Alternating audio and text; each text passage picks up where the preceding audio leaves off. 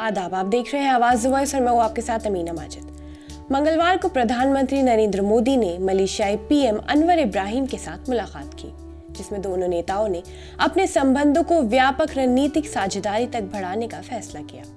भारत और Malaysia economic relation को बढ़ाना चाहते हैं और सुरक्षा पर काम करना चाहते हैं। मलेशिया में 2 मिलियन से ज्यादा भारतीय रहते हैं और वो मलेशिया की आबादी का लगभग 7% है।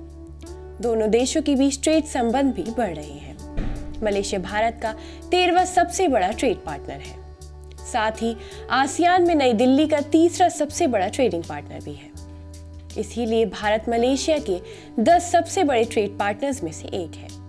भारत से मलेशिया को एक्सपोर्ट की जाने वाली चीजों में मिनरल फ्यूल्स, मिनरल ऑयल्स और एल्यूमिनियम है, जबकि भारत वहां से mineral fuels, mineral oils, electrical machinery, equipment और आयरन और स्टील लेता है।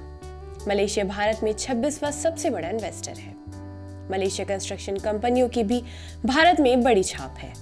2017 में भारत और मलेशिया ने 31 बिजनेस MOUs पर साइन किया था, जो दोनों देशों के बीच इकोनॉमिक रिलेशंस के इतिहास में सबसे बड़ा समझौता है। इसके अलावा मलेशिया इंडियन बिजनेस काउंसिल भी है। 1960 और 1970 के दशक के बीच लगभग 30,000 मलेशियाई स्टूडेंट्स ने इंडियन एजुकेशन इंस्टीट्यूशंस में पढ़ाई की है, जिनमें से ज़्यादातर मेडिकल फील्ड से हैं।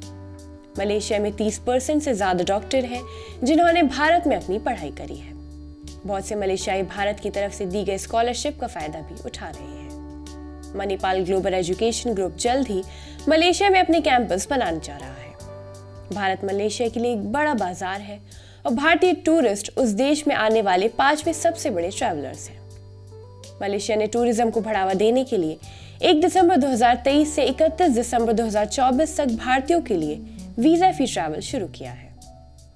भारत में लगभग 70 मलेशियाई कंपनी और मलेशिया में 150 से ज्यादा भारतीय कंपनी काम कर रही हैं। अगर आपको हमारी वीडियो पसंद आई हो तो हमारी हौसला अफजाई के लिए चैनल को सब्सक्राइब करना ना भूलें।